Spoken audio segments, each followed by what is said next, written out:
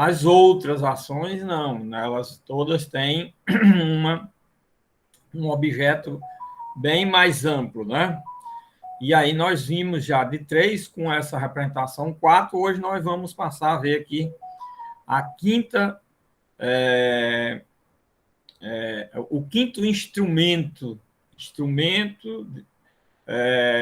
de arguição, no caso aqui de descumprimento de preceito fundamental, genericamente, o instrumento processual de controle de constitucionalidade concentrado, né?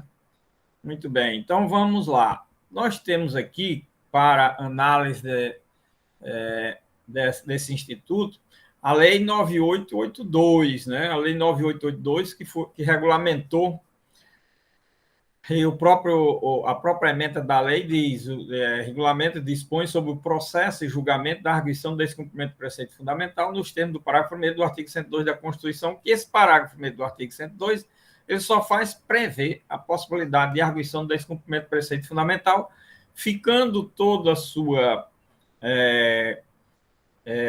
criação, regulamentação, dependendo de lei. E essa lei, a Constituição aí é de 88, e a lei veio em 99, essa lei 9882, de 3 de dezembro de 99, certo?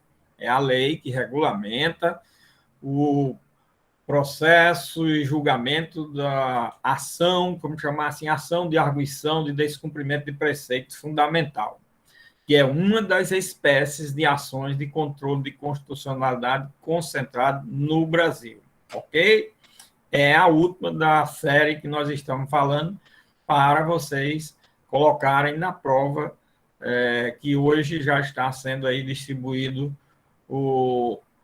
a questão da prova, né? Já está sendo distribuída a questão, já está colocada aí no CIGAI, está colocada aí no grupo. Então, vocês podem já, terminando a aula, já consultar a questão para trabalharem até segunda-feira nessa questão, ok?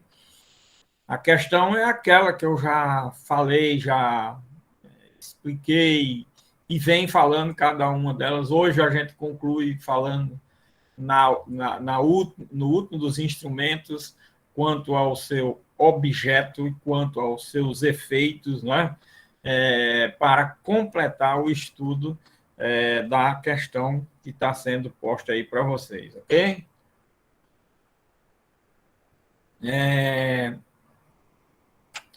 No artigo 1º desta lei, diz o seguinte: a arguição, que é a arguição do descumprimento do preceito fundamental, né? Prevista no parágrafo 1º do artigo 102 da Constituição Federal, será proposta perante o Supremo Tribunal Federal e terá por objeto, olha o objeto aqui, que é a questão da prova, tá vendo? E terá por objeto, a própria lei diz, evitar ou reparar lesão a preceito fundamental. O objeto é evitar ou reparar lesão a preceito fundamental, resultante de ato do poder público. Olha, os atos jurídicos, eles são públicos e privados. Todas as relações jurídicas, todos os negócios jurídicos sempre envolvem ou estão calcados num ato jurídico. E aqui nós já temos aqui, na cabeça desse artigo, nós temos as seguintes situações. Primeiro, ele indica que o artigo 102 da Constituição, em seu parágrafo 1º, está sendo regulamentado, né, por esta lei. E dizendo que esta lei, ao regulamentar esse parágrafo do artigo 102, ele está regulamentando o instrumento processual da arguição de descumprimento do preceito fundamental. E diz que essa arguição de descumprimento do preceito fundamental ela será proposta perante o Supremo Tribunal Federal. Se ela é proposta perante o Supremo Tribunal Federal, a Corte de Justiça no Brasil, encarregada de ter a última palavra sobre a leitura e interpretação da Constituição Federal, nós estamos aí diante de um controle de constitucionalidade concentrado. Isso é o que indica o que eu já expliquei sobre o controle de constitucionalidade concentrado, que é aquele que é proclamado, onde se ajuiza uma demanda num único órgão, diferentemente do controle difuso, que pode ser declarado a inconstitucionalidade por qualquer juiz. Aqui só tem um órgão que declara a inconstitucionalidade. No Brasil, o Supremo Tribunal Federal, certo? Outros países, cortes constitucionais e cortes de última palavra sobre o assunto, como é o caso do Brasil. Ok? Bom, e aí, olha, diz que regulamenta um instrumento, que é a arguição, e indica qual espécie de instrumento desse, controle de constitucionalidade concentrada. E que tem como objeto evitar ou reparar uma lesão ao preceito fundamental. Esse é o objeto central, né? O objeto central. Se tem como objeto evitar ou reparar lesão ao preceito fundamental, nós temos aqui uma situação de quê? Uma situação preventiva e uma situação reparativa, vamos dizer assim, em matéria de direito de matéria civil. Uma ação reparativa. Uma forma preventiva é evitar ou reparar lesão ao preceito fundamental. Aqui, lesão ao preceito fundamental, nós temos que trabalhar a questão da riqueza do objeto desta demanda. Não é? Por quê? Porque esta arguição de descumprimento do preceito fundamental ela só é utilizada quando há ameaça a direitos fundamentais ou haja já uma lesão a um direito fundamental. Esse é o detalhe. Aí, em razão disso, a questão mais importante é, professor, e o que é o preceito fundamental, o direito fundamental? Aí nós vamos para quê? Nós vamos para a Constituição, né? Na Constituição é onde nós vamos buscar todas as normas previstas na Constituição que traduzem um preceito fundamental. Mas, professor, ainda é insuficiente. Eu não estou entendendo, alcançando totalmente isso. Muito bem. Então, você pega primeiro o artigo 5º da Constituição Federal, por exemplo, né? E você vai ver que nós temos ali um capítulo da Constituição que cuida exatamente dos direitos fundamentais. Aliás, não é o artigo 5º, acho que é o 3º. Dos direitos fundamentais, incluindo, lógico, o artigo 5º está no rol, né? Os direitos fundamentais individuais e coletivos. Vejam como é interessante. Então, nós temos, num primeiro momento, um capítulo da Constituição. Então, tudo que está dentro desse capítulo da Constituição sobre os direitos fundamentais são ali preceitos fundamentais. E aí nós poderíamos dizer, bom, só isso daí já indica que aí vem o artigo 5º com um acervo de mais de 70 incisos, né? Veja aí o acervo como é grande, de definições, de indicações, de proclamações de direitos fundamentais. Só isso daí você já tem um acervo enorme, mas afora outros artigos que estão inseridos dentro deste capítulo da Constituição. Mas ainda tem um outro detalhe, onde se a Constituição contém outros dispositivos que tratam de direitos fundamentais e que não estão nesse capítulo, professor? Sim, também a Constituição trata de direitos fundamentais, muitos direitos fundamentais que não estão neste capítulo, mas que estão em dispositivos os mais espessos possíveis da Constituição, porém se caracterizam, se identificam como preceitos fundamentais. E como é que eu chego à conclusão de que desses outros dispositivos? Bom, esses outros dispositivos, esses outros direitos fundamentais, eles são, logicamente, trabalhados num primeiro momento através de uma seleção feita pela doutrina. Olha como a doutrina é importante para poder se indicar os elementos de estudo que a gente deve fazer sobre determinado instituto jurídico. Isso é muito importante, minha gente. a gente saber desse aspecto, porque a doutrina hoje está muito abandonada, coitada. E quem faz primeiro essa seleção é a doutrina, né? Mas eu vou aqui indicar 2 ou 3 exemplos. Por exemplo, quando se trata de direitos dos direitos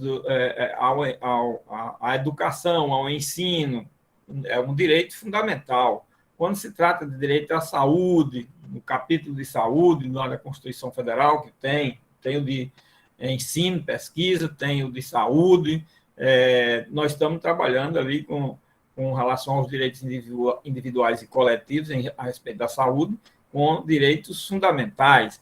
Se você pegar o capítulo referente ao meio ambiente, o meio ambiente é um direito fundamental. Se você pegar o capítulo referente aos índios, você vai ver que ali nós temos os direitos fundamentais quanto aos indígenas. Se a gente pegar o capítulo dos direitos que disciplina a matéria de tributária, por exemplo, quando se trata do contribuinte, nós temos lá muitos dispositivos da Constituição assegurando direitos fundamentais. Eu terminei dando aí bem 4 ou 5 exemplos, né? Para vocês terem uma ideia de como é rica a Constituição em prever outros direitos fundamentais. Mas, como eu já falei, essa seleção é possível você buscar através de obras de doutrina que faz a classificação de todos esses direitos. Então, nós temos aqui apenas um leque de exemplos, né, através do capítulo da Constituição em matéria de direitos fundamentais e esses outros exemplos que eu trouxe que estão fora desse capítulo da Constituição e que se definem, se caracterizam como direitos fundamentais. Isso tudo que eu estou falando até agora diz respeito ao objeto desta ação. Se vocês pegassem e colocassem isso, né? Quem está assistindo, né? Minha gente, um dos grandes problemas da prova, vou fazer alguns comentários assim, sobre a prova mais na frente, né? Quando a gente terminar isso aqui. Sei lá, vocês, aquilo que eu digo, quem é que está assistindo? Se está assistindo, pelo amor de Deus, não está entendendo nada, compreendendo, porque as questões indicam um rumo muito diferente do que eu espero, do que eu tenho de ansiedade, de desejo que vocês estejam assistindo a aula. Quem não assistir, assiste depois, porque é gravado. Quem vai fazer a prova, dê uma olhada na aula sobre o assunto. Meu Deus do céu, as aulas estão aí à disposição. A aula está aqui sendo posta. Vocês podem gravar para não esperar nem que seja a gravação que vai ser distribuída, mas vai ser. Mas na prova não passa essa ideia. A prova passa uma ideia de que ninguém assiste a aula, nem olha a aula depois. Ninguém que eu diga aí, minha gente, sem exagero, mais de 70%. Uns 30%, 40%, 30%, e olha lá, uns 30%, 40% passa a ideia de que ou assistiu a aula ou viu alguma coisa depois, mas o restante não passa não, porque como fica distoante entre o que eu falo, ponho, digo, informo, está no roteiro, está na aula, e o que vocês põem na prova. Quer dizer, uma coisa que está gravada, e aqui, está aqui, você veja uma questão dessa, essa questão está na prova. Eu estou dizendo aqui o que é olhar essa aula, ou anotar agora, sei lá, fazer aí qualquer coisa e botar já na prova, e eu dizendo qual é a questão da prova desde o primeiro dia. E começa a dar a matéria sobre aquele assunto e fala especificamente e vou dizendo. Então, é uma primeira observação aqui, porque eu estou dizendo, falando sobre o que deve constar na prova. O que deve constar na prova é tudo isso que eu estou falando, não é só chegar lá e botar o objeto da ação de arguição do preceito fundamental é evitar a reparação, evitar o dano ou reparar um dano a um preceito fundamental. Pronto. Aí é brincadeira. Vocês chegam na prova, 70%, 60%, 70% só bota isso. Porque pelas outras questões que vocês responderam nas outras provas, só faz isso, só coloca aquilo que é. Não coloca o desenvolvimento do assunto que eu falo, que eu me canso até, penso até que estou sendo repetitivo às vezes. Vocês não vão lá, não. Não adianta, não. Só bota aquilo, só bota os tipos, só bota as coisas ali. Eu falei também, mas, pelo amor de Deus, quando eu digo, olha, o objeto da ação de arguição de preceito fundamental são os direitos fundamentais. A primeira questão que qualquer pessoa faz e o que são direitos fundamentais para eu ter como objeto? Aí eu estou dando aqui uma série de explicações, de exemplos, de situações onde se encontra, tá certo? Aí não está na prova. Isso é o que traduz, minha gente, as provas anteriores, até agora. Pelo menos na prova é traduzido isso, certo? Bom, então, esta possível lesão ou a consumação da lesão a um preceito fundamental só pode ser objeto da ação de arguição de descumprimento de preceito fundamental se for um ato do poder público. Se nós estamos falando de ato do poder público, então nós estamos falando de ato da administração pública federal, estadual, municipal, dos poderes legislativos, executivo, judiciário. Todos esses atos todos esses entes exercem atividades públicas. Os atos deles emanados são atos do poder público. Certo? Está dando para entender aí? Muito bem. Espero que sim. E esses são os elementos que compõem a estrutura mínima da ação e, dentre esses elementos, o mais importante dele, que é o objeto desta ação. Ok? Agora, vamos trabalhar aqui com o parágrafo único desse artigo 1º, que ele diz o seguinte, para poder completar o entendimento da cabeça do artigo. Caberá também arguição de descumprimento de preceito fundamental. Quer dizer, caberá também uma ação de arguição de descumprimento de preceito fundamental. Primeiro, quando for relevante o fundamento da controvérsia constitucional sobre lei ou ato normativo federal, estadual ou municipal, incluídos os anteriores à Constituição. Bom, minha gente, nós estamos diante aí, o inciso 2 foi vetado, nós estamos diante aí de mais um acréscimo de objeto quanto à ação de arguição de descumprimento de preceito fundamental. E estamos diante também de uma outra, de um desdobramento da ação de arguição de descumprimento de preceito fundamental. Bom, professor, explique isso, vou explicar. Primeiro, partindo do desdobramento. Desdobramento por quê? Porque no artigo 1º, caput, ele trata da ação de arguição de descumprimento de preceito fundamental autônoma. Ação de arguição de descumprimento de preceito fundamental autônoma. É o que dita o artigo 1º, caput, ou cabeça da Lei 9882, ok?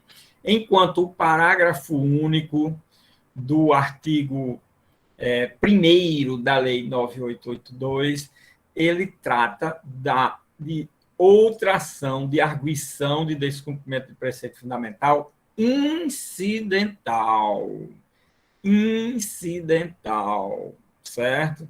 Então, nós temos no campo das ações de arguição de descumprimento de preceito fundamental, nós temos uma ação que é principal e temos uma ação que é incidental. Agora, a ação principal não depende de nada, depende de existir um ato do poder público, foi o que a gente viu, que viole, que agrida, que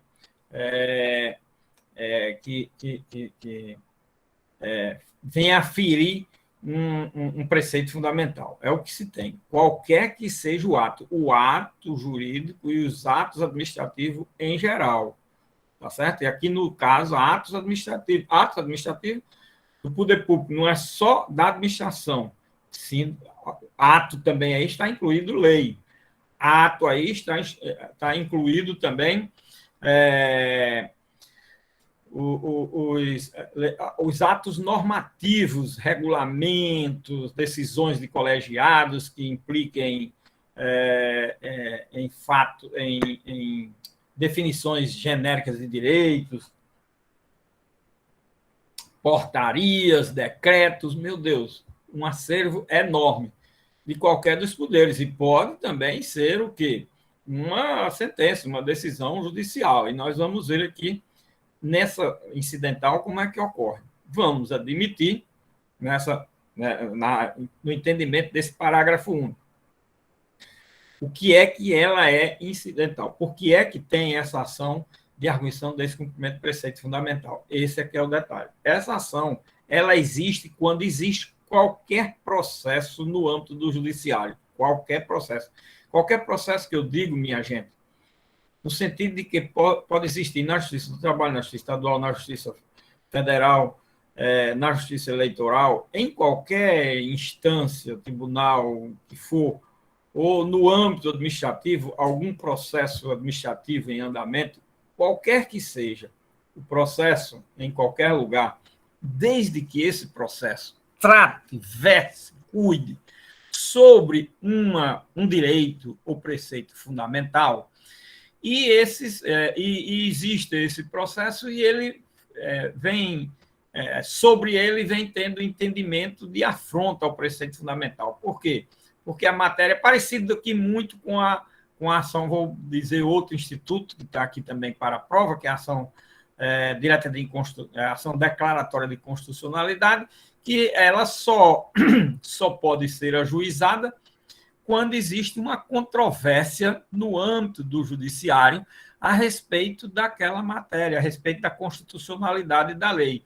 Um órgão dizendo que é constitucional e outro dizendo que é inconstitucional, ou seja, um tribunal, um juiz decidindo de uma forma ou de outra. A mesma coisa nesse peculiar aspecto, a mesma coisa é o que trata esse parágrafo único do artigo 1º da Lei 9882, que é o quê? Cabe também, quando for relevante o fundamento da controvérsia. Controvérsia o quê? Controvérsia aonde? Controvérsia no âmbito do judiciário, tá certo? Do judiciário, ou de processos administrativos, em que nesses processos, sejam judiciais ou administrativos, resultem julgamentos diferentes, distintos, e que cuidam, que tratam, que versam sobre um preceito fundamental que está sendo, e essas decisões, em sentidos contraditórios, um lado dessas decisões está contrariando, porque se tem um tribunal que decide de um jeito e tem outro que decide de outro, é como a lei inconstitucional. Um desses tribunais julgou inconstitucional, o outro julgou constitucional. Aqui, um julgou atendendo ao preceito fundamental, o outro julgou contrariando o preceito fundamental. Essa é a diferença. Lá, na ação direta, é a constitucionalidade da lei. Aqui é a violação ao preceito fundamental. Tá certo? Deu para entender? Bom, vocês nunca formulam pergunta, nunca têm dúvida, tudo bem. Então, olha, quando for relevante, pode olhar que é a mesma coisa que está dito lá com relação à ação declaratória de constitucionalidade. Quando for relevante o fundamento da controvérsia constitucional sobre lei ou normativo federal, estadual ou municipal, incluídos os anteriores à Constituição. Aqui nós temos as seguintes situações. Quando for relevante, lei ou ato normativo federal, estadual. Ato normativo federal, estadual. Até aqui é igual à ação direta de inconstitucionalidade. A ação, aliás, declaratória de constitucionalidade. Porém, nós temos duas diferenças aqui. Uma, a partir daqui. Uma é que aqui não é só a lei ou ato normativo ser federal ou estadual, e haver essa controvérsia quanto à sua constitucionalidade, certo? Aqui nós temos a questão de ser um ato que diz respeito a um direito fundamental, que trata, versa, cuida de um direito fundamental. Esse é que é o grande aspecto a ser levado em consideração. Agora, aqui, mais na frente, nesse inciso mesmo, aí diz que estes atos ou lei inclui as hipóteses de que de lei ou ato normativo municipal. Aí nós temos uma situação que não existe nos outros controles de constitucionalidade. Até aqui nós tínhamos trabalhado com o ato sendo apenas violador de um preceito fundamental. Aqui nós temos a origem do ato, olha, municipal. Não cabe uma ação declaratória de constitucionalidade de uma lei municipal, mas se a matéria disser respeito a um preceito fundamental, cabe uma arguição de descumprimento de preceito fundamental. Olha, pode existir um controle de constitucionalidade de lei ou ato normativo municipal quando isso tiver como violação um preceito fundamental. Esse dado é muito importante. Outra coisa, também aqui se incluem os atos ou atos normativos ou leis anteriores à Constituição. Isso aqui é muito importante, minha gente. Por quê? Porque nas outras ações diretas de inconstitucionalidade ou declaratória de constitucionalidade, não existe a possibilidade de uma ação contra uma lei considerada contrária à Constituição e que esta lei tenha sido editada antes da Constituição. Antes da Constituição, as leis não são consideradas inconstitucionais. Elas são consideradas o quê? As leis que contrariam a Constituição anteriores à Constituição. Elas são ou revogadas ou recepcionadas. Mas, professor, se alguém considera que a lei foi recepcionada e não foi revogada, e, na realidade, existe uma divergência, existe uma controvérsia que ela não foi recepcionada. Então, ela que seria na linguagem, se ela fosse posterior à Constituição, inconstitucional. Como é anterior à Constituição, ela não foi recepcionada, certo? Não foi recepcionada, ou foi recepcionada, não foi recepcionada. Se ela não foi recepcionada, é porque ela foi revogada, certo? Mas não está se entendendo assim, se está entendendo. Bom, se a matéria disser respeito a um preceito fundamental, você pode ajuizar uma arguição. Você não. Os legitimados da arguição de descumprimento de preceito fundamental podem ajuizar uma arguição de descumprimento de preceito fundamental. Agora, se por acaso a matéria não disser respeito a uma ação direta de inconstitucionalidade, então você vai ter que ir para uma situação de controle de constitucionalidade difuso. Não vai poder ser resolvida a questão no âmbito do controle concentrado no Brasil. Esse aqui é o detalhe. Aí eu ajuizo o quê, professor? Bom, você ajuiza a ação que está violando o direito subjetivo de alguém, se for um direito subjetivo, ou uma ação coletiva, se for um direito coletivo que esteja sendo violado. Você ajuiza a ação adequada e, incidentalmente, argue o quê? Incidentalmente, argue a não recepção da lei ou do ato normativo ou do dispositivo da lei sobre aquela matéria, sobre aquele tema. E se você, se esse for o argumento, se essa for a tese, você vier a ter sucesso, o direito subjetivo ou coletivo da pessoa ou dos destinatários da norma nos direitos coletivos, logicamente, vão ser todos alcançados, vai ser alcançado através, se for coletivo, todos aqueles que vão ser alcançados pelo resultado desta ação coletiva. Se for individual, aquela pessoa que entrou com aquela ação. E assim por diante. Certo?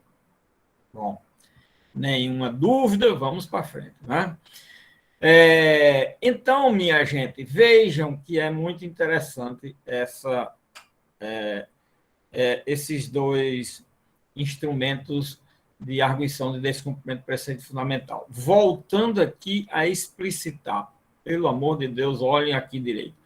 Primeiro, nesse artigo primeiro, nós temos duas espécies de arguição de descumprimento de preceito fundamental. Uma através de uma ação autônoma, é a cabeça do artigo. Duas, através de uma ação incidental, é o parágrafo único desse artigo. Nesse parágrafo único, certo? Essa ação chamada de incidental, ela só pode ser ajuizada se existir ações ajuizadas no âmbito do Poder Judiciário. Vamos colocar o exemplo como se fosse o controle na ação declaratória. A arguição só pode ser ajuizada se tiver existindo ações sobre aquela matéria no âmbito do judiciário e que o preceito fundamental esteja sendo violado, tá certo? Ou está havendo divergência, a controvérsia constitucional sobre a lei ou ato normativo, ou está havendo julgamentos que contrariam, que aviltam, que viola direitos fundamentais. Esse é um ponto central, tá certo? Aí você pode ajuizar a segunda ação. Agora, se não tiver havendo uma discussão, e for caso de arguição, se for caso de direitos fundamentais, você pode ajuizar a ação da cabeça do artigo, tá certo? Senão, aí basta que haja a violação ao preceito fundamental, não precisa que exista ação em andamento na justiça. A ação é chamada de autônoma por isso. A outra é chamada de incidental, porque depende da existência de ações na justiça que estão sendo julgadas de forma a violar preceitos fundamentais, e principalmente pelo fato de estar existindo controvérsia. Um órgão jurisdicional concede, outro nega e assim por diante. Se não existe essa controvérsia, é ajuizada a ação principal ou autônoma da cabeça do artigo. Ok?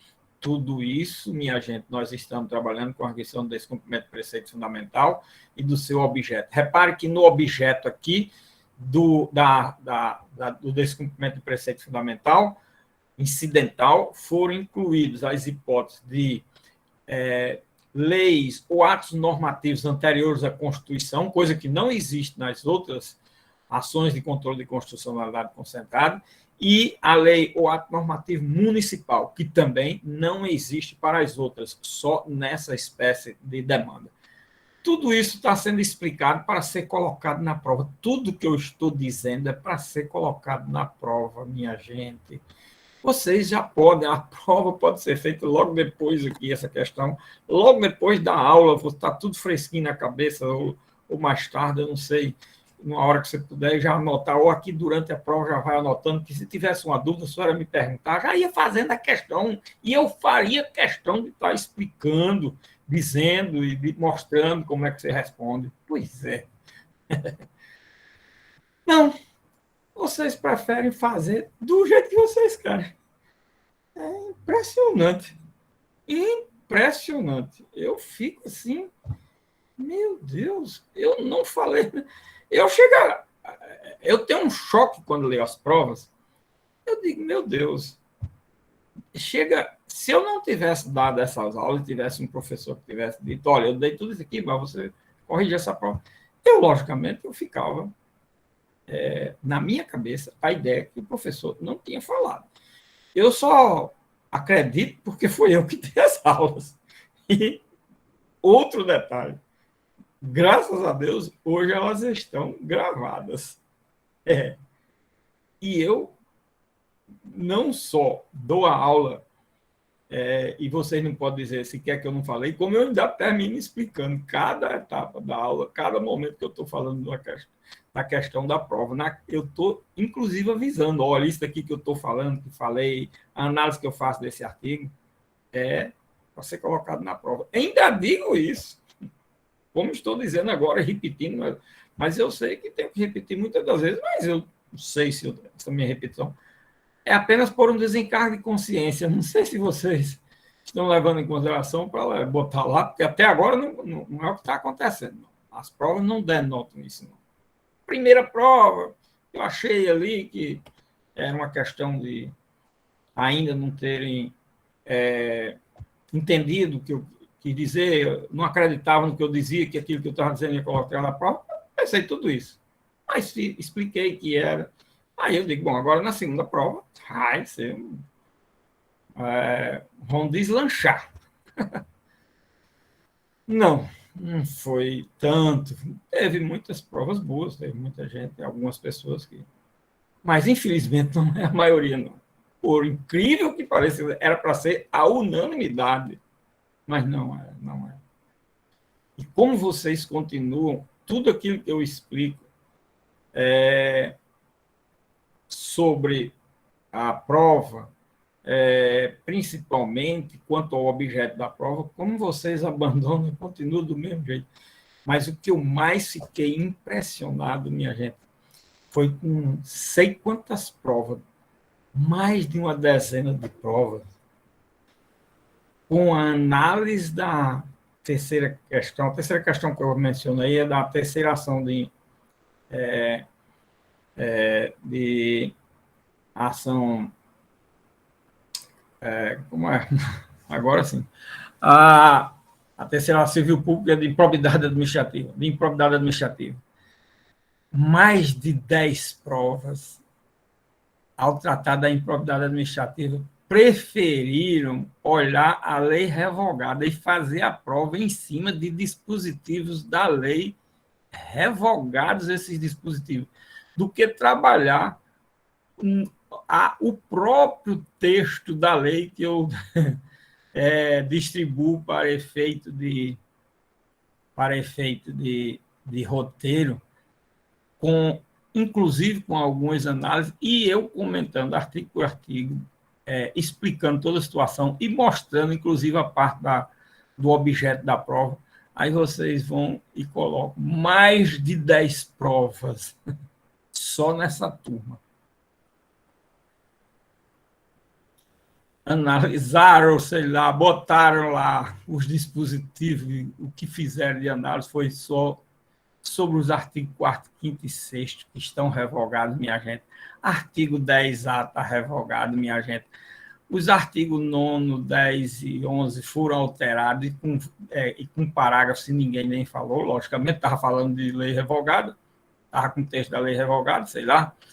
Artigo 12, totalmente alterado, com dezenas de parágrafos. Aliás, o artigo 12, a análise do artigo 12 com relação aos efeitos, eu não sei se mais de 2 ou 3 pessoas chegou a falar sequer sobre os parágrafos do artigo 12. Não passou mais dessa quantidade de pessoas, não.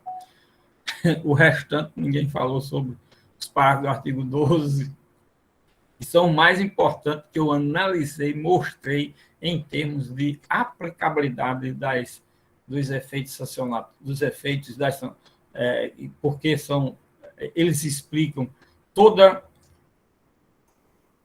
base principiológica do princípio da proporcionalidade, explicitando cada situação. Não teve mais de 2 ou 3 pessoas que tratou isso. E olha que na aula eu fiz questão e disse, está aqui. Está aí um ponto, minha gente. Isso daí já tira um terço da questão, né, meu? Vocês vão, olha, proporcionalmente, essas questões valem uma dízimo periódico, 3,33, né? De cada ação. Se você erra inteiramente uma questão, você já tem 3,33 ou menos na prova. Então, você já passa a tirar 6,7 se acertar 100% das outras. Para vocês terem uma ideia. de como é que cai muitas notas na hora da avaliação. Você veja como são as coisas. É matemática isso. Você não responde, porque essa questão não vem me dizer, pelo amor de Deus, que ela está respondida. Você pega uma lei revogada, onde eu dei aula mostrando uma lei que revogou, e analisando toda a lei, dizendo, você pega a lei revogada e faz todo o comentário em cima dela. Todo comentário não, coloca praticamente lá, porque comentários, na realidade, também são muito poucos. São muito pobres em termos de quantidade, de qualidade, tudo. Então, pega e joga lá. Então, a questão tem que botar ponto. Qual é o ponto que vai merecer a questão? Você pega uma lei revogada e sai comentando artigo 4º, 5º, 6º, que combinado com o artigo não sei o que lá. E a gente, isso foi antes. Meu Deus do céu, pelo amor de Deus, não sei não. Eu acho que vocês continuam achando que eu não leio a prova. Meu Deus do céu. Estão muito enganados. Estão redondamente enganados. Eu leio uma prova dessa, até eu leio em 1 minuto. Uma leitura dinâmica, eu vejo num minuto tudo que você respondeu. Em 1 minuto eu vejo na prova e você respondeu em cima do tema ou não. Aí depois faço uma leitura sem ser dinâmica. Mas só com 1 minuto eu já sei a prova. Essa daqui tratou desse assunto, porque aí eu já olho onde tem assuntos que não diz respeito à questão. Eu já vejo. Negócio de falar sobre competência, sobre legitimidade, sei que eu não perguntei nada disso. Então aqui dali já vai ser cortado tudo. Não vai ter nada de nota sobre aquilo. Eu já disse isso dezenas de vezes a vocês. Mas, infelizmente, continua do mesmo jeito. Essa aqui é 2 observações aí que eu estou fazendo já sobre a prova, que acaba com a prova, tira logo, essas 2 observações, tira mais de 50% da prova, minha gente. Imagine. Bom, então nós temos aqui, está aqui, olha, artigo 1º, seu parágrafo 1, da Lei 9882, falando do instrumento processual da arguição do descumprimento do preceito fundamental, se divide em 2, uma ação autônoma, outra incidental, o objeto de cada uma, tudo falado, descrito, explicado aqui, já com quantos minutos de aula? 40 minutos de aula só sobre esse assunto, tá certo? 2 ou 3 observações que eu fiz aí foi da prova passada, mais 2, e vai ser objeto da prova. 35 minutos ou 40 tem aí, disso aí, quantos 35 segundos vai ser constado da prova. Bom, artigo 2º, podem propor arguição do descumprimento do preceito fundamental os legitimados da ação direta de inconstitucionalidade. Isso aqui já foi dito repetidas vezes, que todas as ações, com exceção da representação, têm os mesmos legitimados. Aqui está indicando também. O inciso 2 foi vetado, que dava uma legitimidade ao cidadão, mas foi vetado esse inciso. Então, o cidadão não tem legitimidade. Mas o parágrafo 1º desse artigo 2º, ele perdurou, mesmo se referindo à hipótese do inciso 2. Por quê? Porque na hipótese, diz aqui o parágrafo 1º, na hipótese do inciso 2, quer dizer, se o cidadão o cidadão que é legitimado, faculta-se ao interessado, na forma do inciso 2, faculta-se ao interessado, quer dizer, ao cidadão, mediante representação, solicitar a propositura de arguição do descumprimento do preceito fundamental ao Procurador-Geral da República, que, examinando os fundamentos jurídicos do pedido, decidirá do cabimento do seu ingresso. Olha, esse artigo 2º não cai nada na prova, não, apenas eu estou explicando aqui como é que se lê e compreende esse artigo, tá certo? Aqui não cai na prova esse artigo, mas outros vão cair, certo? Que eu vou falando aqui, que agora eu tenho que dizer toda vez, para ver se vocês colocam na prova, né? Na hipótese do inciso 2, mesmo ele estando vetado, professor, qual é o sentido que ele tem? O sentido que ele tem que era o seguinte: se não tivesse sido vetado, o cidadão tinha 2 caminhos. Um seria ser autor legitimado para a ação. Esse caminho foi vetado, então não existe essa possibilidade. Mas o parágrafo 1º, o que ele tinha feito? O que ele fez? Ele deu um outro caminho ao cidadão. Esse caminho perdurou, continuou, não foi vetado, porque o parágrafo não foi vetado. Aí diz, na hipótese do inciso 2, ou na hipótese quando se trata do cidadão, faculta-se a ele, ele que é o interessado, fazer uma representação ao procurador da República, certo? Que aí, examinando os fundamentos dessa representação, aí o próprio procurador da República, que é um dos legitimados da arguição de descumprimento do preceito fundamental, pode ajuizar uma ação de arguição de descumprimento do preceito fundamental. Então, o que ficou? Ficou o seguinte: o cidadão não é parte legítima nesta ação, mas o cidadão é legitimado a fazer uma representação ao procurador da República para ele analisar os fundamentos jurídicos do pedido e decidir pelo ingresso, pelo cabimento e ingresso dessa arguição de descumprimento do preceito fundamental. Ficou o cidadão com esse poder, com essa possibilidade, certo? Então, o parágrafo 1º trabalha essa situação. Bom, no artigo 3º, como ele cuida da petição inicial, ele cuida da forma e do objeto também. Olha, a petição inicial deverá conter, aí lógico que nós temos a forma, que são os requisitos da petição inicial, é a forma, mas os requisitos de uma petição inicial, ele traduz o quê? Os requisitos de uma petição inicial, na sua completude, traduz o sujeito, o objeto e a forma. Repito aqui dezenas de vezes que já falei sobre o assunto, mas não tem sido entendido até agora. Eu não sei como é a forma que eu devo dizer, e nem ninguém pergunta, e fica difícil. A petição deverá conter a indicação do preceito fundamental que se considera violado. Olha, se o objeto da ação de arguição é o preceito fundamental, é a principal coisa que tem. É por isso que o legislador colocou como objeto o preceito fundamental, a indicação do preceito fundamental. A indicação do ato questionado. O ato é uma lei, é uma portaria, é uma decisão judicial contrária, sei lá, qualquer ato, como eu já falei das espécies de ato. Então, o artigo 3º cuida de objeto da ação de arguição de descumprimento de preceito fundamental também. Artigo 1º, tudo que eu falei, e volta aqui o artigo 3º indicando. A indicação do ato questionado. E é do município, do Estado, da União, de qual órgão, entidade, pronto, indica tudo. 3º, a prova da violação do preceito fundamental. Esse aqui é o detalhe. Onde é que está sendo violado esse preceito? Qual é a ameaça de violação a esse preceito? Nós temos lá a ameaça ou lesão já consumada, configurada. A prova dessa ameaça, a prova dessa violação, tá certo? O pedido com suas especificações. Então, nós temos aí o elemento objetivo da demanda da ação de arguição do descumprimento do preceito fundamental, ainda completado pelo inciso 5, que diz, se for o caso aqui, por quê? Vamos ler o inciso para saber qual é o caso. A comprovação da existência de controvérsia judicial relevante sobre a aplicação do preceito fundamental que se considera violado. Bom, do inciso 1 ao 4, cabe todos esses requisitos do objeto da demanda em qualquer uma das duas ações de arguição de descumprimento do preceito fundamental. Certo?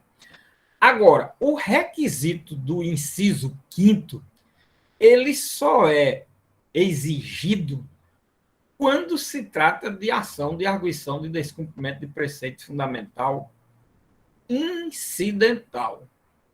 Tá certo? Então, esse inciso 5º, ele veio para atender os requisitos do que diz respeito a uma ação de arguição de descumprimento de preceito fundamental incidental, previsto no parágrafo único do artigo 1º da lei. Tá certo? Então, olha, do inciso 1 ao 4 são elementos, são objetos, elementos que compõem o objeto, vamos chamar assim, para ficar mais completo. São os elementos que compõem o objeto de qualquer uma das duas ações de arguição de descumprimento do preceito fundamental. Quais ações são essas, professor? A ação autônoma e a ação incidental. Ok? Isso é para a prova. 2. O inciso 5º existe para casos, por isso que diz, se for o caso, em que se está ajuizando uma ação de arguição de descumprimento de preceito fundamental incidental. Entenderam? Muito bem. Então, vamos para frente. E aí, esse artigo 3º, em seus incisos, eles complementam, mostram, indicam de forma bem clara quais os objetos que devem ser trabalhados numa ação de arguição desse cumprimento de preceito fundamental. Estão aí explicados como, por quê. Ok? A petição inicial, acompanhada de instrumento de mandato, se for o caso, será apresentada em 2 vias. Aí aqui nós temos forma. Isso é forma, não é objeto. Parágrafo 1 do artigo 3º. Devendo conter cópias do ato questionado, dos documentos necessários para comprovar a impugnação, e assim por diante. Certo? Os requisitos de uma petição, da petição inicial, no que diz respeito à instrução já da inicial de uma ação dessa natureza. Ok? Isso é forma. Diz respeito à forma, ao procedimento. Artigo 4º, nós temos defeito da petição inicial. Ela será indeferida liminarmente pelo relator, aquela mesma coisa que tem nas outras ações que nós vimos. Quando não for o caso de arguição do descumprimento de preceito fundamental. Se você não indica aqueles requisitos, né, que aí faltar algum dos requisitos prescritos nesta lei ou for inepta, a inepta da petição inicial, nós vamos trabalhar toda a vida com o artigo 330 do Código de Processo Civil, onde tem lá tudo que diz respeito à inepta. Certo? A questão dos requisitos são esses requisitos que estão no artigo 3º. Certo? E se não for o caso de arguição do descumprimento do preceito fundamental, quer dizer, se eu não trago uma matéria que indique pelo menos o preceito fundamental é o objeto central, primeiro, mais importante, relevante, para eu indicar na petição inicial. Sob pena de eu não tendo isso, eu não demonstrando isso, não serei jamais atendido e a petição inicial não será sequer recebida. Certo? Bom, aí no parágrafo 1º desse artigo 4º dizem, não será admitida o descumprimento quando houver qualquer outro meio eficaz de sanar a lesividade. Bom, esse parágrafo ele diz o seguinte, se existir outra ação de controle de constitucionalidade concentrado que seja eficaz para sanar a lesividade do ato, utilize-se outra e não essa. Essa daqui fica como uma reserva de instrumento processual para situações que eu não posso utilizar um dos outros instrumentos processuais na violação ao preceito fundamental. E uma dessas situações, qual seria? Exatamente, eu estou diante de uma lei municipal, de um ato municipal, eu estou diante de uma controvérsia que está havendo nos tribunais a respeito de uma lei anterior à Constituição. Não tem outro caminho, só tem da arguição do descumprimento do preceito fundamental. Porque se for posterior, e se eu quero a inconstitucionalidade, eu vou ajuizar uma ação direta de inconstitucionalidade, por exemplo. Né? Aí nós temos as seguintes situações, para explicar aqui, minha gente, a vocês. Professor, então, o seguinte, mesmo que seja diante de uma arguição de uma violação ao preceito fundamental, se eu puder utilizar a ação direta de inconstitucionalidade para declarar a inconstitucionalidade da lei, eu posso utilizar a ação direta, não preciso utilizar. Exatamente, pode. Quer dizer que a ação direta tem como objeto da violação a qualquer lei ou ato normativo, ele afronte um preceito fundamental ou não. Exatamente, basta que ele afronte a lei ou ato normativo. Se ele também afronta um preceito fundamental, é outro argumento que você pode utilizar na própria petição, mas você pode utilizar a ação independentemente de ser uma arguição do descumprimento do preceito fundamental. Tá certo? Se for o caso. Certo? Agora, se for de uma lei anterior à Constituição, for de uma lei municipal, de um ato qualquer municipal, ou de um ato qualquer anterior à Constituição, não tem jeito, só tem um caminho, que é a arguição do descumprimento de preceito fundamental em matéria de controle concentrado, lógico, né? Quando eu não tenho nenhuma das possibilidades dessa, nós só temos o outro caminho, que é o caminho comum, ordinário, de uma ação qualquer onde eu vou incidentalmente arguir uma inconstitucionalidade. Esse aqui é o detalhe que se deve trabalhar hoje com a ordem jurídica brasileira. Ok? Muito bem. No parágrafo segundo, a decisão que indefere a petição inicial cabe agravo quando é do relator do prazo de 5 dias. Nós temos aí esse agravo, é um agravo interno. Esta lei trouxe um prazo de 5 dias, tenha cuidado, porque aí se aplica a ela. As outras não indicam o prazo. Aí nas outras, esse agravo nas outras ações que nós já vimos, o prazo é de 15 dias. O úteis aqui é de 5 dias úteis, mas aqui porque está previsto expressamente na lei. Esse aqui é o detalhe. No artigo 5º, o Supremo, por decisão da maioria absoluta de seus membros, poderá deferir pedido de medida liminar na arguição do descumprimento do preceito fundamental.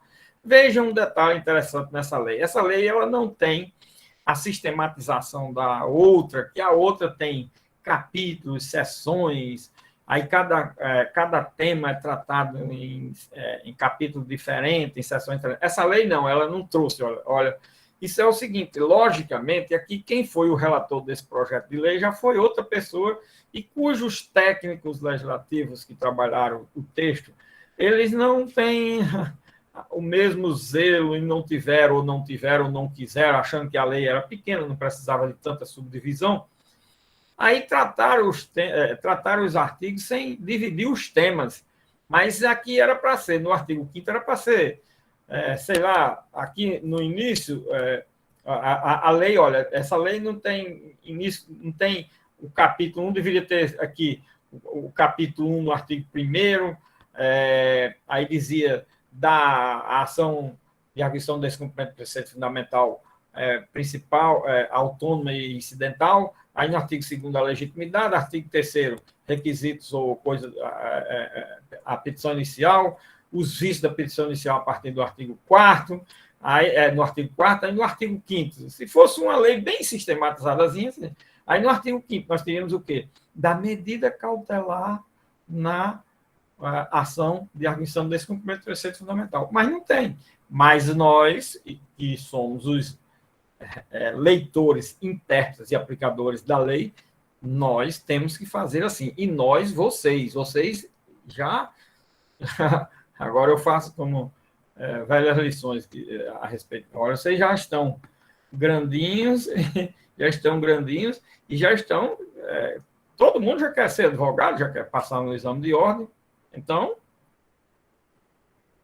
já eram para estar sabendo e altamente já versados sobre essa responsabilidade que nós, que somos profissionais de direito, e vocês já estão quase consumando e concluindo o curso, tem de dar a boa interpretação e aplicação das leis. O que vocês não estão demonstrando nas provas. Essa é a realidade. Pelo menos nas minhas, né? Não sei se a minha matéria é tão complicada ou eu estou falando numa forma tão difícil, mas também tão difícil, que não comporta sequer vocês terem uma dúvida, fazer uma pergunta. Tem essas coisas todas.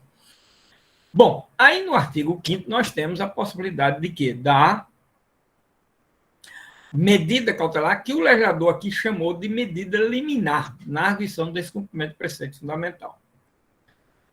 E ele diz que aí vem a mesma coisa, a decisão por maioria absoluta dos seus membros é do próprio pleno do Supremo, e pode ser deferida liminar. No parágrafo 1º diz que em caso de extrema urgência ou perigo de lesão grave, ou ainda em período de recesso, poderá o relator conceder a liminar ad referendo do Tribunal Pleno. Bom, minha gente, com relação a esta ação, a arguição do descumprimento do preceito fundamental, diferentemente das outras, o legislador deu ao relator a possibilidade dele decidir monocraticamente, porém levando imediatamente ao referendo do pleno na próxima sessão que tiver.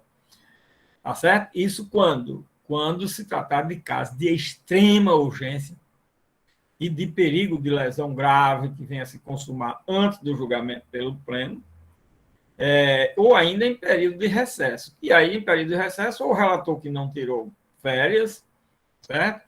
ou, se não tiver relator, se o relator tiver de férias, os relatores podem ficar de férias, período de recesso, o presidente do tribunal. Aí, nesse caso, é só nessa hipótese. Todas as hipóteses levando ao referendo do tribunal. E aí o relator poderá ouvir os órgãos ou autoridades responsáveis pelo ato questionado, quer dizer, ouvir as partes contrárias, bem como o advogado da União e o procurador da República, no prazo comum de 5 dias, para sobre, logicamente, a liminar, tá certo? E a liminar poderá consistir na determinação de que juízes e tribunais suspendam o andamento do processo, né? Ou os efeitos, aqui a finalidade, o objetivo, os efeitos da decisão em uma liminar de uma arguição de descumprimento de preceito fundamental. Consiste na determinação de que juízes e tribunais suspendam o andamento do processo, qual processo? Aqueles processos na ação incidental, tá certo? Ou os efeitos de decisões judiciais ou de qualquer outra medida que apresente relação com a matéria, quer dizer, se algum tribunal tiver decidido em sentido contrário ao preceito fundamental que se suscita, certo? Pode ser suspensa a decisão, o processo ou a decisão judicial, ou qualquer outra medida que apresente relação com a matéria objeto da arguição, quer dizer, de preceito fundamental, salvo se decorrentes da coisa julgada, salvo se esse processo ou esses processos que estão em andamento na justiça já tiverem transitado em julgado. Se tiverem transitado em julgado, o caminho é outro, minha gente. Não é mais por aqui que resolve. O caminho só pode ser através de uma ação rescisória.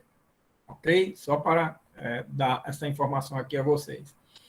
Então, a liminar consiste na determinação do juiz ou tribunal de suspender o andamento dos processos e de decisões que, eventualmente, tenham sido proferidas e que apresente relação com a matéria objeto da arguição do descumprimento do preceito fundamental. Então, é isso que pode acontecer, tá certo? Parágrafo 3º, 4º vetado, aí vem o artigo 6º, apreciado o pedido de liminar, o relatório aí vem aqui, apreciado o pedido de liminar, pronto. Aí, a parte de introdutória, vamos chamar assim, essa fase preliminar do ajuizamento da ação, ela foi encerrada. Aí agora vai o quê? Solicitar informações às autoridades para prestar informações, solicitar as informações às autoridades responsáveis pela prática do ato, no prazo de 10 dias. Vejam que nesta ação, também aqui, para efeito de saber que nesta ação, diferentemente das outras ações, o prazo de defesa nas outras ações é de 30 dias de informações, aqui é só de 10 dias, tá certo? Porque a arguição é preceito fundamental, a ação é de forma mais concentrada. Então, esta ação ela tem um rito quanto ao tempo mais ou menos indicativo daquele rito do artigo 12 da Lei 9868, com relação à ação direta de inconstitucionalidade por ato comissivo, ok? A mesma coisa, tá certo? E no parágrafo 1º desse artigo 6º, poderá, se entender necessário, poderá o relator ouvir as partes do processo que ensejar a arguição, registrar informações. Aqui é a instrução do processo, aquela mesma que nós vimos também nas outras ações. Temos aqui repetido, eu não vou explicar de novo, porque eu já expliquei na primeira, do artigo 1º ao artigo 9º, para ficar bem claro todo esse procedimento da ação. Poderá, e no parágrafo 2º, poderão, aliás, ser autorizados a critério do relator, sustentação oral e juntado de memoriais no requerimento interessado, também tem nas outras ações. Artigo 7º. Decorrido o prazo das informações, o relator lançará o relatório com cópia a todos os ministros, pedirá dia para julgamento, aquilo que eu já falei também, porque entrega esses relatórios aos ministros, também já expliquei lá.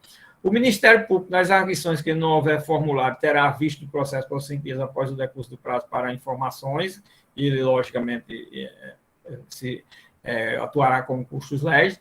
A decisão sobre a arguição do descumprimento do preceito fundamental somente será tomada se presente na sessão pelo menos 2/3 dos ministros. Aí aqui nós temos aqui o quórum de assentado do julgamento.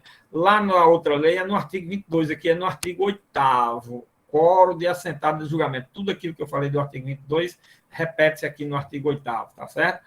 Os parágrafos 1º e 2º foram vetados, o artigo 9º foi vetado, Aí o artigo 10, julgada a ação, faça a comunicação às autoridades, o órgão responsável pela prática dos atos questionados, fixando-se as condições e o modo de interpretação e aplicação do preceito fundamental.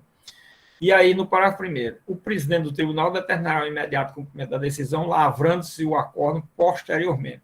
E dentro do prazo de 10 dias, contado do trânsito em julgado da decisão, sua parte dispositiva será publicada em sessão especial do Diário da Justiça do Diário Oficial da União. Bom, minha gente, eis aqui a forma muito diferente da comunicação e dos efeitos dessa decisão no que diz respeito ao cumprimento dessa decisão, com relação à parte que tem que cumprir essa decisão. Aí aqui nós temos o seguinte, logo que decidido, não se espera o trânsito em julgado, nem a publicação no Diário Oficial ou da Justiça para essa decisão ter eficácia. Esse é o detalhe. O presidente do tribunal, porque o parágrafo 1º diz, o presidente do tribunal determinará o imediato cumprimento da decisão. E o acórdão será lavrado posteriormente. Repare, nem sequer o acórdão existe ainda, mas o presidente do tribunal, ele fará a comunicação, mas ele faz a comunicação aos órgãos, à autoridade do órgão responsável pela prática dos atos questionados, fixando aí já nessa comunicação as condições e o modo de interpretação e aplicação do preceito fundamental. Ele vai explicar como foi a decisão. A decisão diz que você tem que fazer assim, assim, assim, que não se decida mais dessa forma, que a leitura que o preceito fundamental foi violado nisso, naquilo outro, que agora a leitura tem que ser essa, que as ações que foram julgadas improcedentes e estão ainda em andamento em algum tribunal, terão que ser suas decisões adaptadas e explica tudo, as condições e o modo de interpretação e aplicação do preceito fundamental. Explicado tudo, então o órgão, ou entidade ou autoridade a quem é destinada essa comunicação não precisa esperar a publicação nem trânsito em julgado. É o que diz aqui o parágrafo 1º, certo? O parágrafo 2º, que é publicado depois, o parágrafo 1º que o presidente já faz, o parágrafo 2º que diz que é publicado depois. E, com isso, há uma diferença com relação às outras ações nesse aspecto da comunicação e do efeito e a eficácia da decisão judicial. Olha a questão da eficácia da decisão judicial aqui, tá certo? A eficácia se adquire logo a partir do julgamento. E ela produzirá efeito logo que feita essa comunicação desse julgamento às autoridades incumbidas de dar cumprimento a essa decisão judicial. Olha esse aspecto como é interessante, tá certo? Agora, vem o parágrafo 3º e diz o seguinte, a decisão terá eficácia contra todos e efeito vinculante relativamente aos demais órgãos do poder público. Bom, esse parágrafo 3º, ele se compatibiliza com aqueles efeitos do final do parágrafo do artigo 28, né? Com relação ao quê? Os efeitos da decisão quanto aos destinatários. Os efeitos da decisão quanto aos destinatários. Está lá explicado todo o artigo 27, 28, para colocar na prova, e aqui complementando com relação a esta espécie de ação, que como você vai falar a respeito de cada espécie de ação, então você tem que colocar esse daqui também. E esse daqui, com relação à mesma coisa que está lá no parágrafo 1 do artigo 28. A decisão terá eficácia contra todos e efeito vinculante. Vincula todos os órgãos do poder público, federal, estadual, municipal, legislativo, administrativo e judiciário e assim por diante. Todos os órgãos ficam vinculados a esta decisão judicial. É o que está lá no final do parágrafo 1 do artigo 28 da Lei 9868, que nós vimos também. Ok?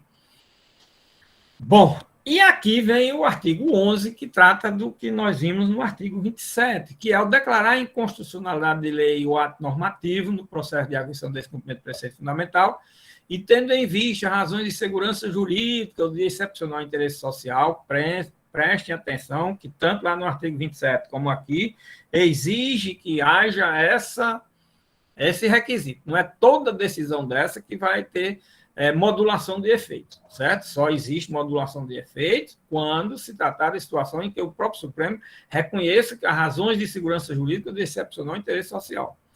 Poderá o Supremo, por maioria de 2/3, maioria de 2/3, olha, o quórum de assentado é 2/3, o quórum de resultado é a maioria absoluta, que é 6, e o quórum de resultado para reconhecer a modulação de efeito é de 2/3, é de 8 ministros também, tá certo?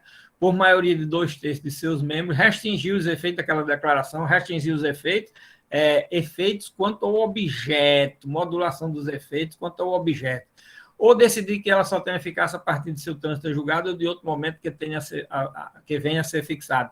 Aqui nós temos também o efeito quanto ao tempo, se é ex tunc, ex nunc, ou proativo ou prospectivo, né?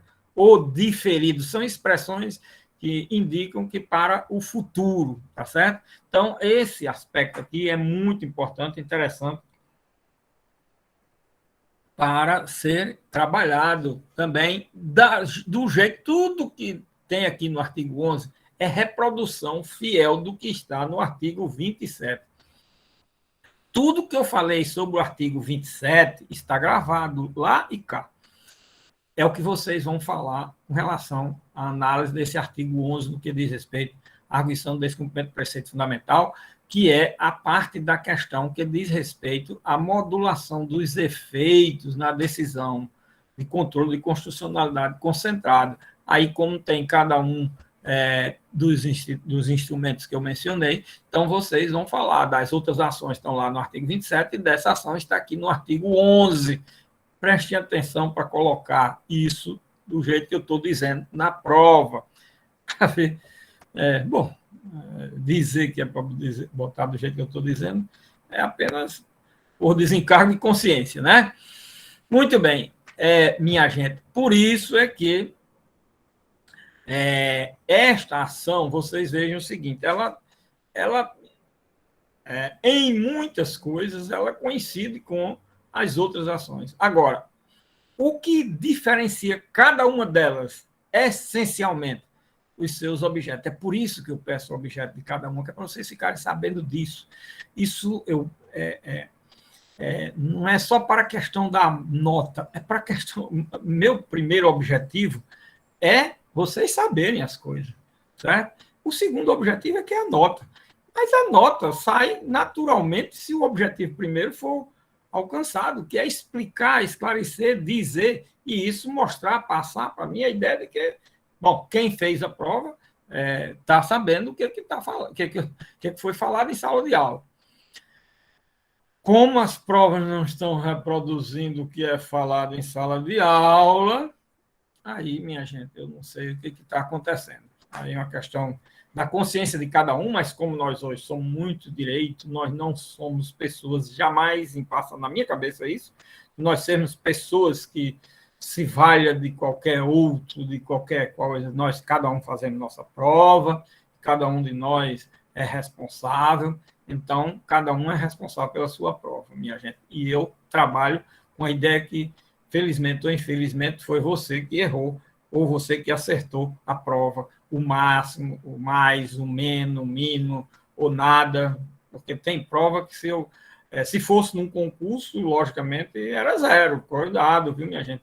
Essas provas de nota baixa, eu coloco uma notazinha, mas se fosse no concurso, ela não estava valendo nada, não. Eu estou só avisando, que é para vocês não pensarem, porque vocês passam, porque uma nota, um curso que a média para passar é 5, nossa senhora, que é reprovado. Nem você tendo muito prestígio junto ao Ministério da Educação, você vai conseguir ser reprovado, porque hoje em dia não tem reprovação, nada mais. Então, isso daí é besteira. O negócio de passar e se formar, isso daí é besteira, entendeu? O problema é depois. O problema é depois. Aí vocês vão saber qual é o problema depois. E o problema começa com uma tal de... Aí você veja como o Brasil é uma beleza. Se exige um concurso, que é a coisa mais besta do mundo que existe, uma prova de concurso, para a OAB. Mas se apregou aqui, deve acabar com isso. deve acabar com isso, porque em tal curso não existe, não tem tal curso. É um grande argumento. É um grande argumento. Ainda imagine se não fosse feita essa mínima seleção, porque aí 20%, 30%, 10%, 15% das pessoas que fazem um concurso que não tem concorrente. É o único concurso e é uma beleza. Todos que tiram a nota mínima passam. Não tem concorrente. Vejam o seguinte. Imagine quando vocês chegaram nos concursos que tem 20 vagas, mas tem 10 mil pessoas inscritas. 20 vagas para 10 mil pessoas, você vai ter que derrubar um bocado de gente. Nos da OAB não tem ninguém para você derrubar. Só tem você para alcançar a nota. Pronto. Quer dizer, ainda é reprovado. Mas aí, eu sei porque é reprovado. A gente é dizendo, mostrando, apontando. É dizendo, olha, faça isso do jeito que eu estou, copie o que eu digo, você vai tirar uma nota boa. Aí a pessoa chega e dando-se outra coisa lá, fala, meu Deus do céu. Não, estou entendendo mais nada nesse mundo, não. Bom, artigo 12 dessa lei. A decisão que julgar procedente ou improcedente o pedido de arguição de descumprimento de preceito fundamental é irrecorrível, não podendo ser objeto de ação rescisória. Ok? O que é que está dizendo esse artigo? Aquilo mesmo que tem lá na Lei 9868, num dos dispositivos da lei, que daquelas ações não existe recurso, nem existe ação rescisória. Aqui não disse que lá tem que cabe a embargo de declaração. Bom, aqui não tem. Mas é claro que embargo de declaração cabe, minha gente. Está no Código de Processo Civil para todo e qualquer processo e não é incompatível com uma ação de controle de constitucionalidade concentrado. Por quê? Porque nas outras ações existe. Essa daqui, eu acho que, olha, o relator da lei aqui é aquele relator que diz o seguinte, olha, esse povo da justiça também tem que entender alguma coisa, não é possível. Eu tenho que estar dizendo tudo aqui que ele tem que fazer. A decisão que julga procedente ou improcedente do pedido de arguição é irrecorrível. Mas tem embargo de declaração, porque embargo de declaração é um recurso de explicação, de esclarecimento, para apontar uma omissão, isso daí não pode deixar de existir. Agora, não, ação rescisória não tem, nem outros meios recursais. Essa aqui não tem. Isso, os relatores de uma matéria no Congresso, ou por eles serem juristas, alguns, ou por não serem juristas, mas terem uma assessoria que diga isso e ele vai fazer de acordo com o que a assessoria diz, tá certo? Então, ele vai fazer a leitura do projeto de lei do jeito que a assessoria indicou, ou se ele for uma pessoa versada no assunto, ele vai ditar as regras dele. Mas fica sendo as regras dele, mas às vezes o pensamento é de uma assessoria. E ele, como ignora o assunto, ele vai, logicamente, quando ele é ignorante sobre o assunto, acolher tudo que a assessoria explicou e definiu. Certo? Muito bem, minha gente. Artigo 12. Artigo 13. Caberá reclamação contra o descumprimento da decisão proferida pelo Supremo Tribunal Federal na forma do seu regimento interno. Bom, minha gente, esse artigo 13 é um artigo que pode ser utilizado em toda ação de controle de constitucionalidade concentrado. Mas, olha, você veja, só essa arguição de descumprimento do preceito fundamental foi trazido esse dispositivo. Porque, como se trata de controle concentrado, quando há descumprimento de uma decisão num controle concentrado, qual é o remédio cabível para dar efetividade ao cumprimento da decisão? Aí isso é trabalhado como na Constituição Federal através do chamado Instituto da Reclamação Constitucional. A reclamação constitucional é um instituto que existe na Constituição, tá certo? E que, aliás, o Código de Processo Civil trouxe dessa vez uma série de regulamentações sobre ela, essa reclamação, mas era um instituto que era tratado somente na Constituição e que ele visa dois grandes objetivos. Nos tribunais superiores, era só para os tribunais superiores, na Constituição é assim. Hoje, o Código de Processo Civil trouxe para todo e qualquer tribunal, mas era só para os tribunais superiores, Supremo e STJ. As decisões judiciais do Supremo e STJ teriam que ser cumpridas. Então, a reclamação é para quê? Duas coisas. Uma, para dar efetividade e eficácia às suas decisões judiciais. Pronto, aqui é o caso típico da situação.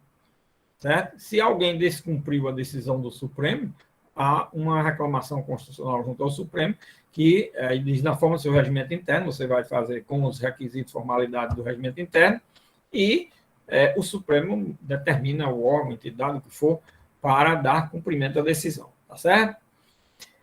Então, a reclamação tem dois objetivos. Um é esse, dar efetividade e eficácia à decisão proferida por um órgão desse, do Supremo do STJ. Assim está na Constituição.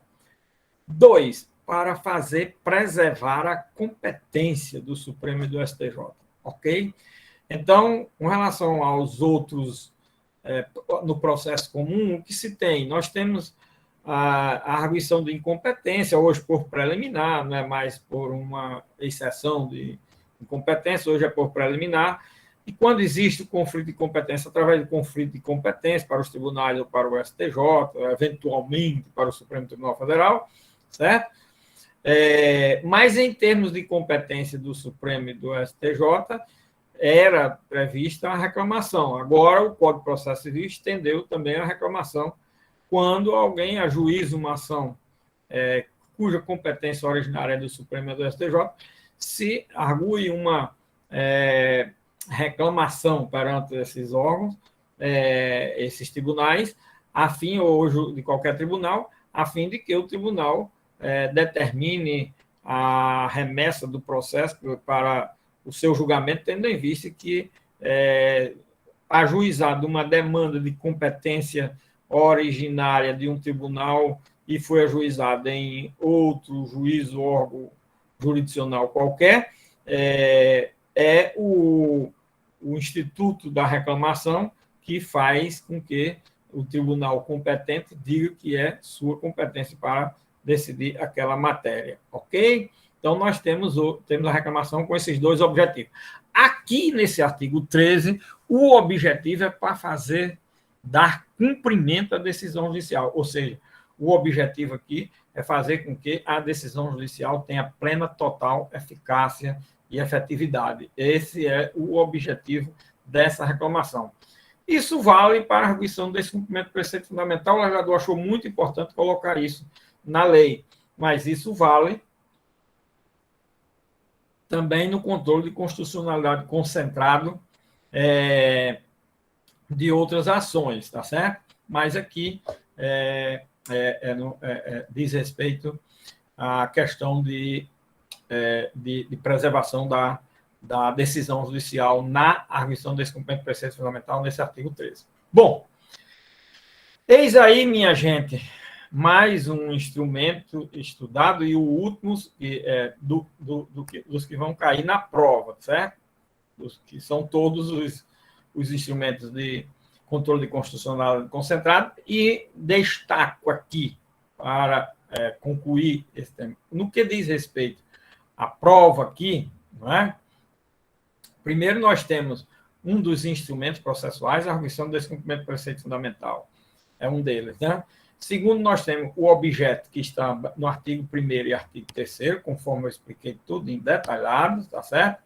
Aí, em seguida, nós temos a questão da modulação dos efeitos, que estão aqui no artigo 11, né? No artigo 11, certo? É interessante, certo? E depois nós temos a questão dos efeitos, modulação dos efeitos quanto ao objeto, quanto ao tempo, quanto aos destinatários, está no artigo 11 aqui, e no artigo 27 e 28, lá na outra lei. Vocês pegam os dois dispositivos que eu falei num e no outro, vocês vão exatamente conjugar os dispositivos e dar harmonia e mostrar exatamente como é que eles tratam e como eu falei aqui Vocês não querendo, nem digam nada, basta dizer o que eu disse aqui com relação a cada um deles. Tá certo? E tem os efeitos, modulação dos efeitos, quanto ao objeto, quanto ao tempo, certo? E quanto aos destinatários, e a questão da vinculação.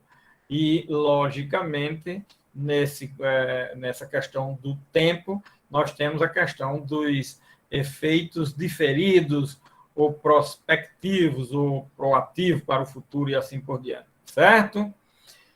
Artigos 27, 28 e 11, aqui, 11 da Lei 98812, 27 e 28 da Lei 9868, e ainda o parágrafo 3º do artigo 10 desta Lei 9882, com relação à arguição de descumprimento dos preceitos fundamentais, no que tange aos destinatários da decisão judicial. Quem são os destinatários? Todos, ou seja, é um efeito erga omnes da decisão proferida num processo dessa natureza.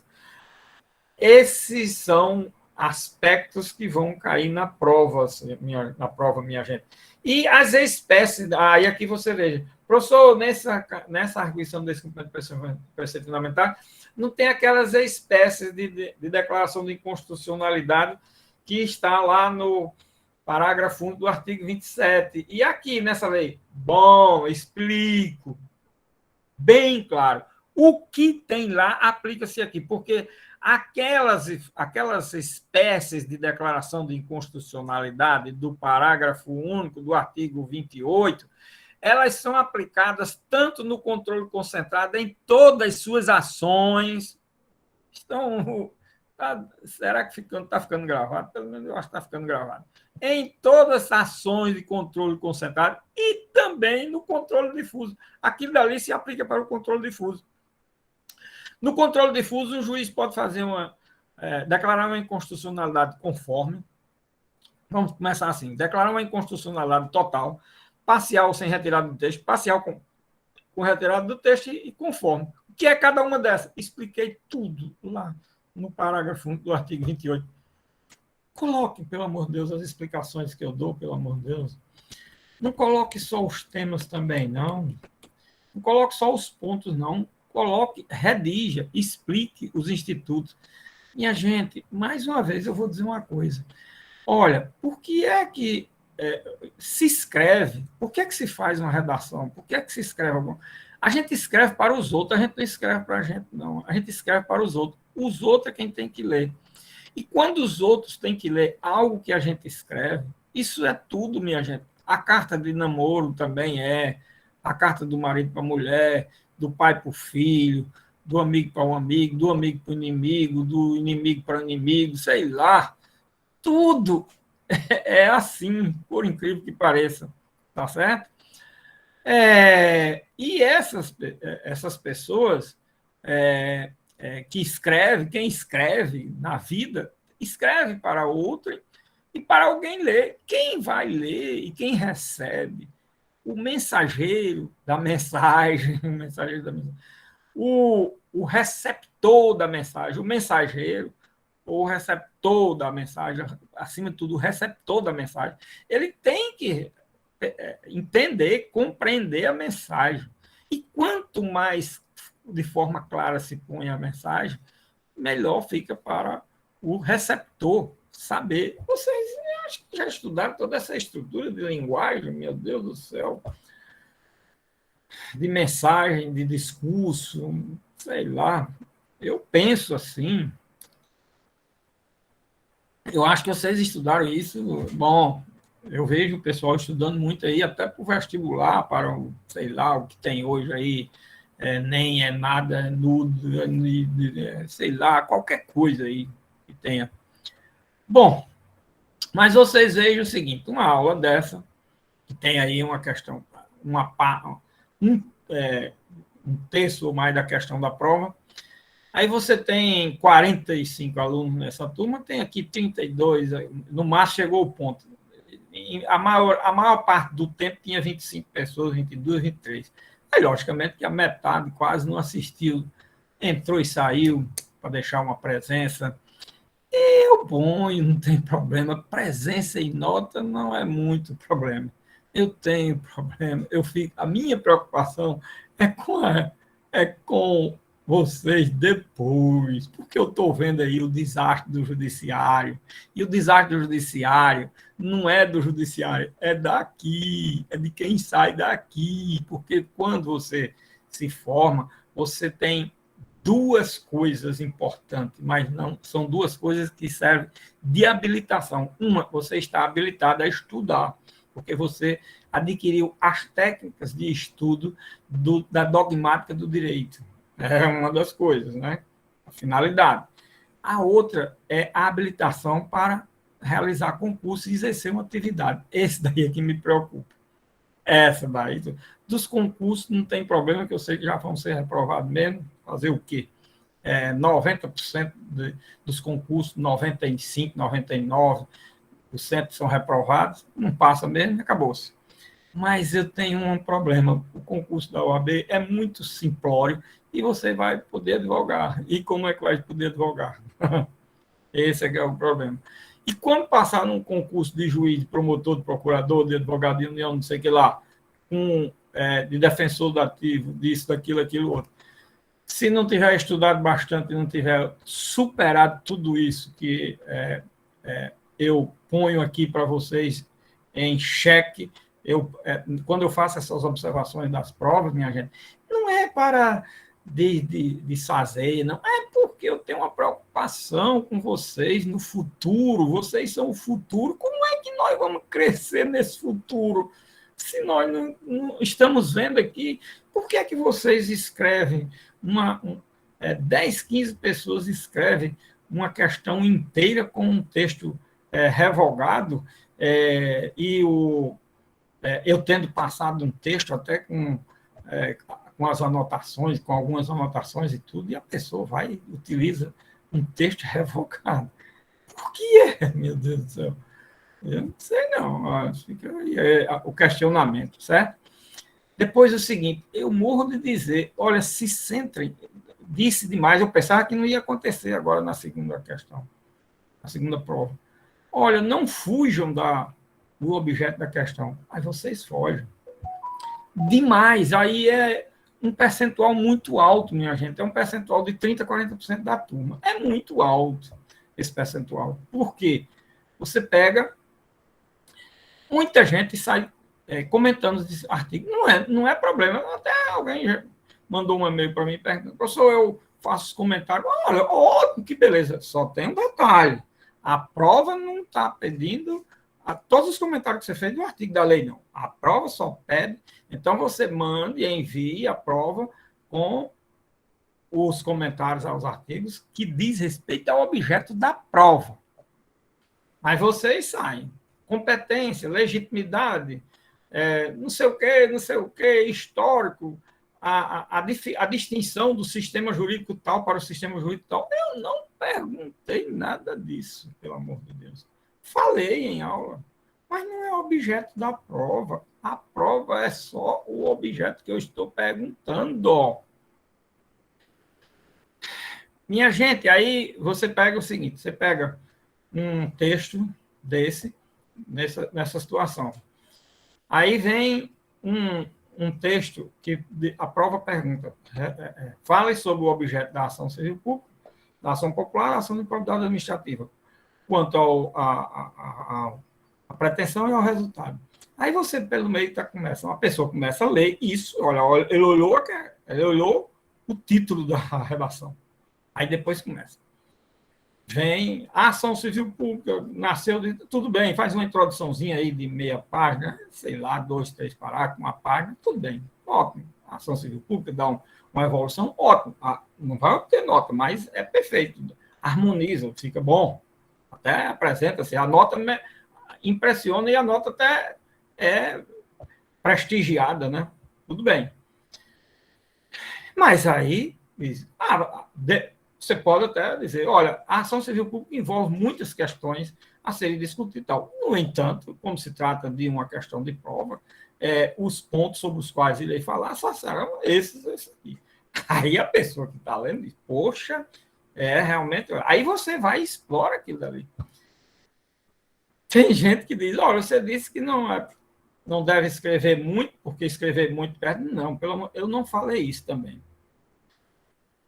Eu falei que não deve escrever muito fora de tema. Aí você, às vezes, escreve 30, 20, tantas páginas, 30, 40 páginas, mas de 30 eu tiro 20 que não foi sobre o tema.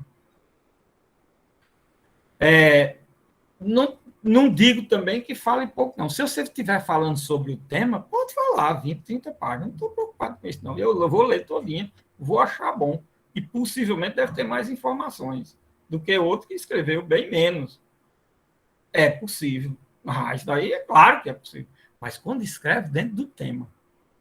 Esses temas comportam se escrever 20, 30 páginas, comportam que eles comportam escrever 10, 15, 20, 30, 50, 100, 200, vocês querem, porque são temas que eu coloco para vocês desenvolverem de forma que vocês tenham noção a trabalhar depois no mestrado, no doutorado, no TCC, em qualquer coisa, e ter noção da vida também, na prática, sobre o objeto, sujeito, forma, isso, aquilo outro. Quer dizer, isso é importante, é por isso que eu trabalho, minha gente.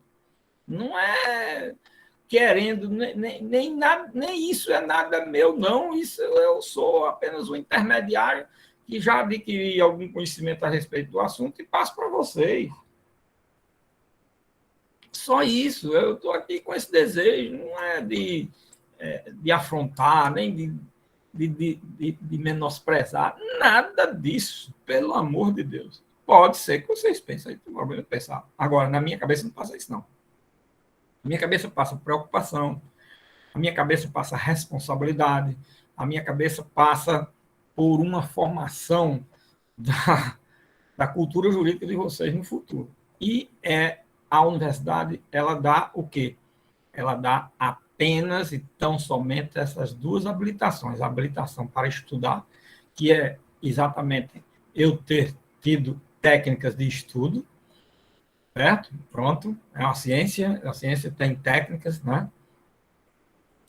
E me dá habilitação agora para eu fazer concurso. Eu vou estudar e fazer concurso e ser um profissional. Pronto. É só isso que a universidade dá, minha gente. Não espere mais. Você não vai sair daqui sabendo das coisas, mas sai sabendo muita coisa. Pelo menos a minha parte é muito pequena. Vocês têm 5 anos, 5 semestres, que aí gente que paga 5, 8, 10 matérias, sei lá quantas, só Deus sabe o conhecimento que sai.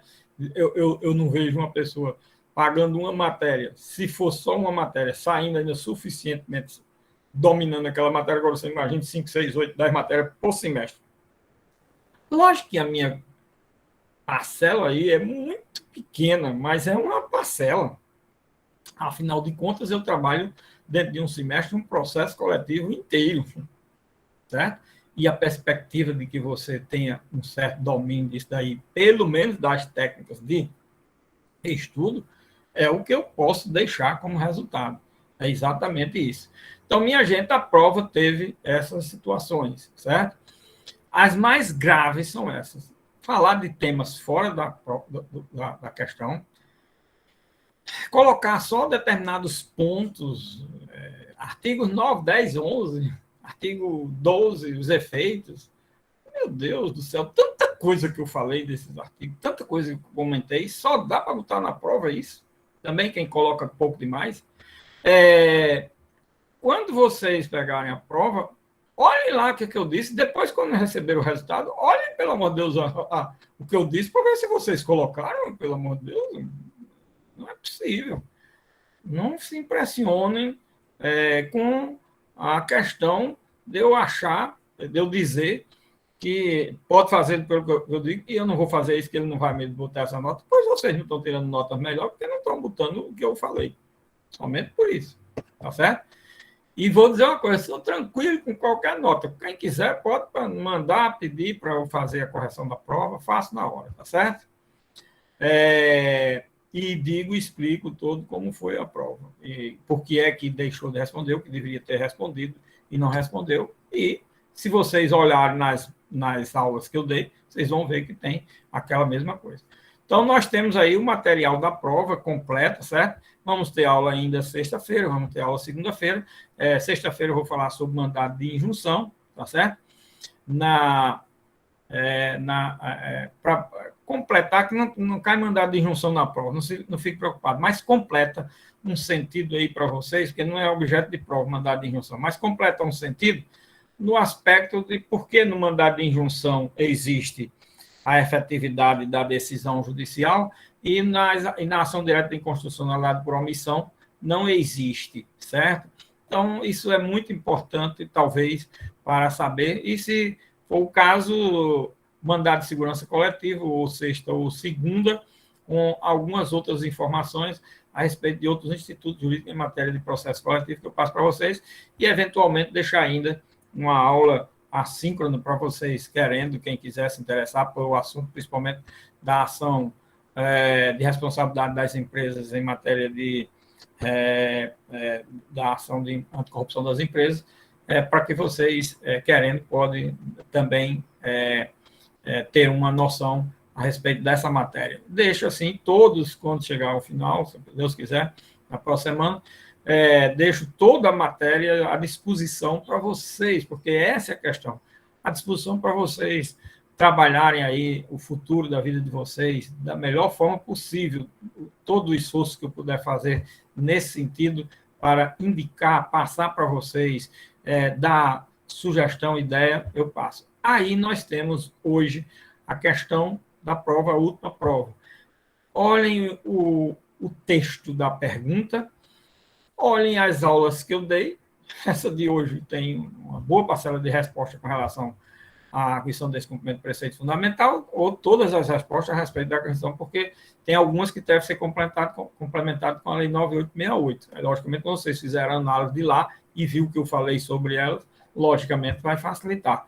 E não esqueçam, o objeto central é a evolução do controle de constitucionalidade concentrado no Brasil, só a evolução do controle concentrado no Brasil, os instrumentos processuais constitucionais de defesa de controle de constitucionalidade concentrado no Brasil, o objeto de cada um deles, que eu fiz questão de cada um deles eu fui explicando como era. Depois, a modulação dos efeitos da decisão judicial quanto ao objeto, quanto ao tempo e quanto aos destinatários, e expliquei os artigos que estão na lei, e mais as espécies de declaração de inconstitucionalidade que essas daí estão no artigo 27 da Lei 986, parágrafo único, aliás, do artigo 28 da Lei 9868. Então, estão todos lá, estão todos explicados nas minhas aulas, tá certo? E tem uma semana para vocês fazerem. Uma semana. Lógico que você... professor, o senhor disse que pode escrever 200... Não estou pedindo para você escrever. Escreva o que vocês acharem suficiente para dizer e fale sobre tudo.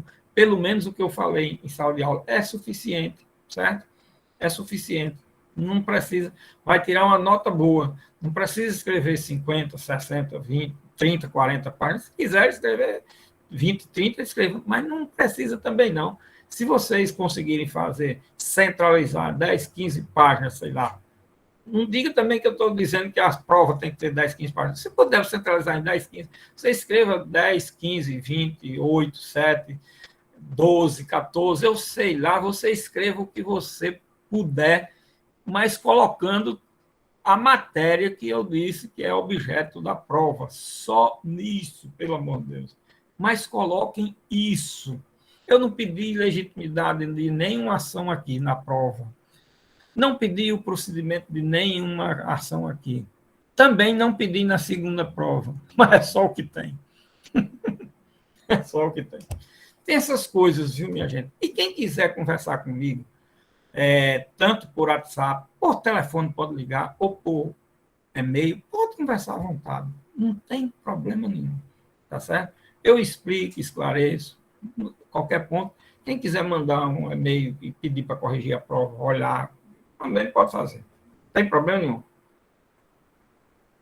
Eu sei que eu aparento esse bicho assim, sei lá, Mas é porque eu sou matuto. Matuto é assim, é que nem animal qualquer, irracional. Ele procura assombrar logo, porque gente do mato tem que assombrar logo no primeiro momento, e depois você veja que você consegue amansar um elefante, uma zebra, uma, qualquer outro animal, quanto mais um ser humano também. É uma questão só de conversar. Conversando se entende, se vocês quiserem conversar, ok? Tá bom? Então, por hoje fica aqui. Nós temos aí a prova e temos aula sexta e segunda, se Deus quiser, tá bom? Já está na hora aí, né, mestre Henrique? Uma, um bom dia, uma Tranquilo, boa professor. semana. Bom dia. Um bom dia, uma boa semana, boa prova, bom tudo, se Deus quiser, ok? Abração, felicidade para vocês. E qualquer coisa, é tudo isso que eu estou falando aí. Tchauzão, até mais.